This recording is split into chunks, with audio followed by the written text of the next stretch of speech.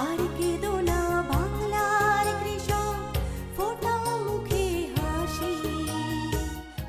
একটা বাছুর জন্ম নেওয়ার আগে আমার কি করতে হবে? একটা বাছুর জন্ম নেওয়ার আগে আমার কতগুলো প্রস্তুতি আছে, যেমন মাকে একটা জায়গায় নিরাপদ জায়গায় সরিয়ে নিতে হবে। বাছুর জন্মগ্রহণ করলেই তার জন্য একটা স্বাস্থ্যসম্মত নিরাপদ একটা পরিবেশ তৈরি করতে হবে, যাতে বাছুরটা জন্মের পরে যেন কোনো ময়লা আবর্জনার মধ্যে জন্ম না নেয়। তাহলে কিছু খড়কুটা, পরিষ্কার কাপড় চোপড় সেখানে রাখতে হবে। সাথে রাখতে হবে আপনার আয়োডিন সমৃদ্ধ যে কোনো একটা জীবাণুনাশক, যেটা বাছুরের নাভিতে লাগাতে হবে।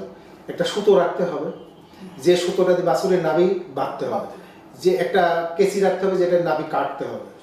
এবং বাছুরের গা পরিষ্কার করে যাতে ভালো করে মুছে দেওয়া যায় এবং গরম পানির ব্যবস্থা রাখতে হবে।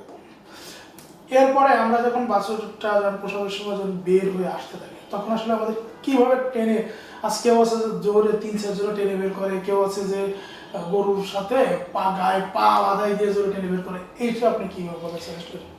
দেখুন, এই বিষয়টা হলো যে এটাকে বলা হয়েছে বাছুর জন্মের সময় বাছুরের যেমন নিজের দৈহিক গঠনের একটা ব্যাপার থাকে, আবার মায়ের বার্থ ক্যানেলের ক্যাপাবিলিটিও একটা ব্যাপার থাকে।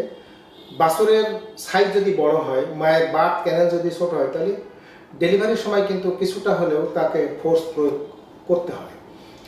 সেটা থেকে বড় কথা হলো যে যখন ডেলিভারি করার প্রক্রিয়াটা শুরু হবে, তাহলে প্রথমেই দেখতে হবে যে পানির থলিটা ঠিকমতো বেরিয়ে আসছে কিনা। এই ওয়াটার বলটা বেরিয়ে আসলে পরে তার মধ্যেই বাছুরটা যে আসবে, বাছুর কিন্তু মানুষ যেমন সিজদা করার সময় 2 হাত কপালের 2 পাশে রেখে যেমন সিজদা দেয়, বাছুর কিন্তু ওইরকম সিজদারত অবস্থায় মায়ের পেটের থেকে বেরিয়ে আসে।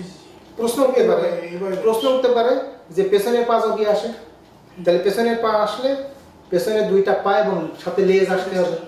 এখন আমি পেছনের পা মনে করে যদি আগে টানা শুরু করি, তাহলে আগে আমাকে নিশ্চিত হতে হবে যে পেছনের পা আসলে আগে লেজ খুঁজে বের করতে হবে, আর যদি সামনের পা আসে তাহলে মাথা খুঁজে বের করতে হবে। এই 3টে জিনিসই কোনো একটি যদি ব্যতিক্রম ঘটে অর্থাৎ সরে যায়, তাহলে কিন্তু আর বাচ্চাটা সহজে বের হয়ে আসবে না। তাহলে নিশ্চিত হতে হবে যে বাছুরের পা এবং মাথাটা এভাবে আছে কিনা। এখন আপনি মাথা ধরে টানলে যেমন আসবে না, 3টা জিনিস একসঙ্গে ধরে বের করতে হবে। আমি টেনে বের করলাম, বের করার পরে আমার কি করতে হবে?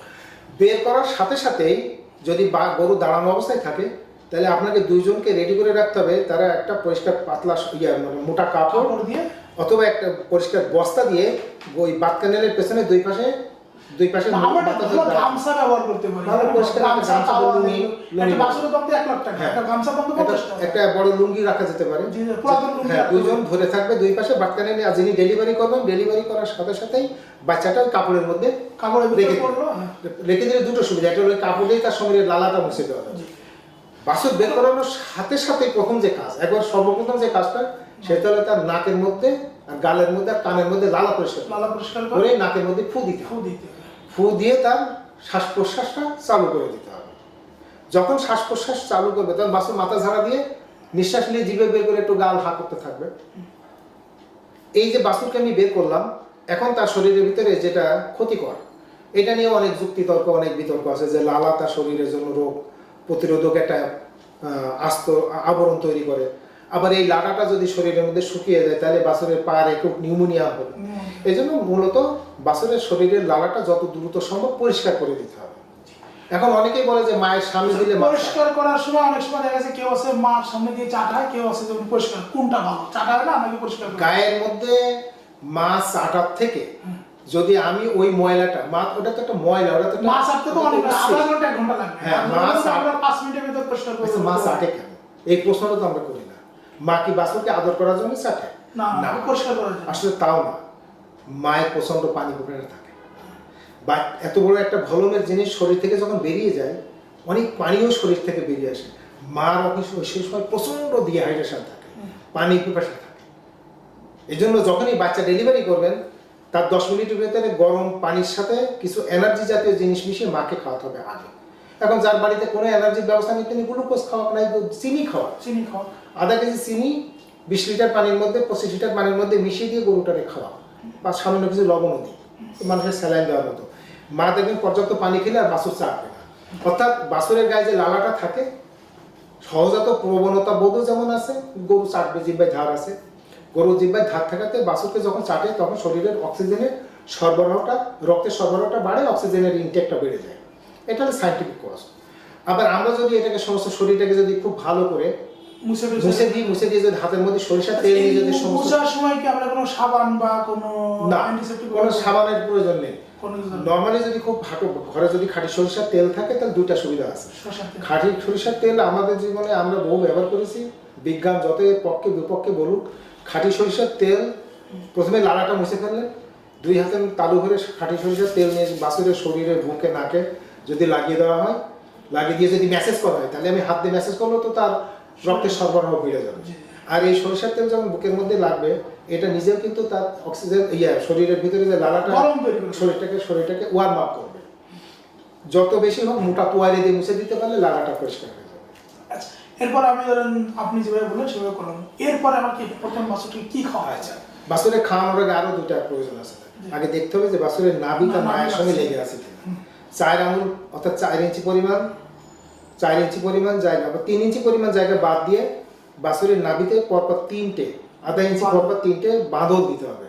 এই বাঁধাটা দিতে হবে সুতো দিয়ে, জীবাণুমুক্ত সুতো, যেটা আগে আমার রেডি হতে পারে, সেটা সেলাই করা সুতো, সেটা ডাক্তারের সুতা হলে হবে। এটা ভালো টাইট করে বেঁধে একদম সবাই নিচের থেকে মায়ের সংযোগ নারীর সঙ্গে যদি লেগে থাকে তাহলে ওখানে কেটে দিতে হবে, আর আগে যদি ছিঁড়ে যায় তারপর বেঁধে দিতে হবে।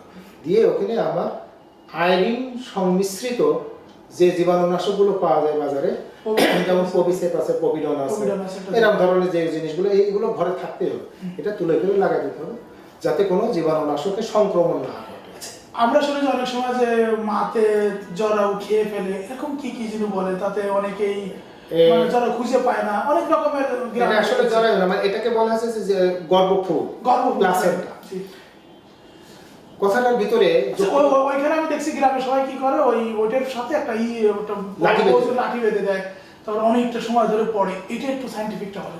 ধরেন আমাদের দেশের মানুষ আসলে এটা খুব দুর্ভাগ্যজনক, একটি গরু তার জরায়ের মধ্যে একটা ফুল আটকে আছে 28 থেকে 32 জায়গায়, যেমন কদম ফুলের মতো এরকম জায়গায় এটা আটকানো থাকে। একটা নির্দিষ্ট সময় পরে এটা পড়ে যায়। বিশেষ করে যে সমস্ত গরু ফিজিক্যাল এক্সারসাইজ থাকে তাদের পড়তে 2 থেকে 8 ঘন্টা সময় লাগে। স্থবির গরুর ক্ষেত্রে এটা একটা বাধা প্রয়োজন তৈরি হয়, অর্থাৎ আটকে যেতে পারে। এইটাকে আপনি যতই ওখানে একটা ইট বেঁধে দেন বা গাছের একটা ডাল বেঁধে দেন, এটা কত বড় অত্যাচার। যে জরায়ু হলো শরীরের ভিতরে সব থেকে সেন্সিটিভ অর্গান, সংবেদনশীল। সেখানে একটা লোহা জাতীয় বা পাথর জাতীয় বা ওজন তার পেছন দিকে ঝুলিয়ে দেওয়ার উদ্দেশ্যটাকে যে ফুলটা ফেলে দেওয়া।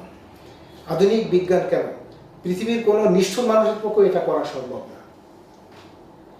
তাহলে করা উচিত, এটা করা উচিত। মানে এই ফুলটা পড়বে কি পড়বে না, এটা খামার ব্যবস্থাপনার উপরে অনেকখানি নির্ভরশীল, জাতের উপরে নির্ভরশীল, খাদ্যের উপরে নির্ভরশীল। ভাত খা গরু, গোয়ালে বাঁধা গরুর ক্ষেত্রে কিন্তু ফুল আটকাবে, অধিক দুধের গরুর ফুল আটকায়, যাদের এক্সারসাইজ হয় না। আবার যদি এটা ঘাস খাওয়া গরু, দড়ি ছেড়ে দেওয়া গরু, তাহলে ফুল এক্সারসাইজ গরু, আর ফুল তো সঙ্গে সঙ্গে পড়বে না।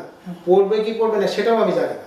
এই জন্য আমরা এখন করি যে বাচ্চা ডেলিভারি হয়ে গেল, একটা বিশেষ ধরনের হরমোন আছে, যেমন এখন সব হরমোন তো বাজারে পাওয়া যায় না, এটা আপনার PGF2 আলফা। সেই PGF2 আলফা সমৃদ্ধ যে হরমোনগুলো বাজারে পাওয়া যায়, গরু ডেলিভারি পরপরই আমরা আধা ঘন্টার ভিতরে আমরা ওই হরমোনটা আমরা গরুর শরীরে ইনজেকশন আকারে পুশ করে দিই। এটার নাম হলো, যেমন আমার এই মুহূর্তে রেনেটা কোম্পানি একটা হরমোন বাজারে দেয়, সেটার নাম হলো ওবুপ্রস্ট। এই PGF2 আলফা এই যখন আমি দিব, এর প্রভাবে ফুলের কোনো উচ্ছিষ্ট পর্যন্ত আর অবশিষ্ট থাকবে না, সব বেরিয়ে আসবে। সেটা 24 ঘন্টা লাগুক আর 48 ঘন্টা লাগুক, এইটা নিয়ে আর আমার মাথা ব্যথার কোনো কারণ। অনেকেই মনে করে যে যদি ওই গরু ফুলটা না বের হয় তাহলে গরুর দুধ কমে যাবে, এই বিষয়ে কি কোনো? এটা সাইন্টিফিক অবশ্যই, কারণ ওটা যদি আটকে যায়, এটা তো ফরেন বডি। যখন বাচ্চা ধারণ করেছিল সেটা মায়ের ছায়ের 2 জনের প্রয়োজন ছিল। এখন মার সঙ্গে ছা যখন বেরিয়ে এসেছে, তখন ওইটা তো উচ্ছিষ্ট, শরীরের জন্য একটা বাড়তি জিনিস। এটা তো ওখানে ব্যাকটেরিয়াল সংক্রমণ হবে, জ্বরের মধ্যে আটকে এটা পচবে, ভবিষ্যতে এটা পুষ তৈরি হবে। তার বাচ্চা গরু তো তখন হিটে আসবে না, কনসিভ করবে না, তারপরে টেম্পারেচার বহন করবে, তার দুধ হবে না। টেম্পারেচার ধারণ করা বডিতে, শরীরের তাপমাত্রা আসা মানে কোনো জীবাণু সংক্রমণ। অর্থাৎ বাচ্চা বেরিয়ে আসার পরে, যখন বেরিয়ে আসে তখন জ্বরের তো এত বড় হয়ে বেরিয়ে আসে, এটা 8 ঘন্টা পরে বা 12 ঘন্টা পরে আবার সংকোচন হয়ে দেখা গেলো 1 ইঞ্চি পরিমাণ ছোট হয়। এই জিনিসটা ওখান থেকে না বেরিয়ে আসতে পারে। যখন আমি আধা ঘন্টার ভিতরে ওই হরমোন ইনজেকশন করে রাখবো, তখন জ্বরের মুখটা ওপেন থাকবে এবং লুজ থাকবে। ওটা একটা বিশেষ প্রক্রিয়ার মাধ্যমে ধীরে ধীরে ধীরে ধীরে বেরিয়ে আসবে। এবং ওই হরমোনটি দেওয়ার কয়েক ঘন্টা পরে আবার আমি অক্সিটোসিন হরমোন যদি দিয়ে রাখি, তাহলে এই অক্সিটোসিন হরমোনও এই ফুলটাকে বেরিয়ে আসার জন্য সহায়তা করে। আমাকে হাত দিয়ে টানাটানি করে ফুল ফেলার কোনো প্রয়োজন এই আধুনিক বিশ্বে তো নাই, আমাদের দেশেও আর এখন প্রয়োজন হয় না। এটা বরং আর একটা বিপর্যয়। অনেক সময় গর্ভফুলের সঙ্গে মানুষের একটা ব্যাকটেরিয়াল সংক্রমণ হয়, কিন্তু তাতে মানুষ কিন্তু যারা এই বিশেষ করে যারা আমাদের এআই কর্মী আছে, তাদের কিন্তু অনেক সময় এই সমস্ত কারণে ফুল ফেলতে ফেলতে নিজেরাই দেখা গেল যে একটা বিশেষ ধরনের যন্ত্রণাকাতর রোগে আক্রান্ত হয়, ব্রুসেলোসিস।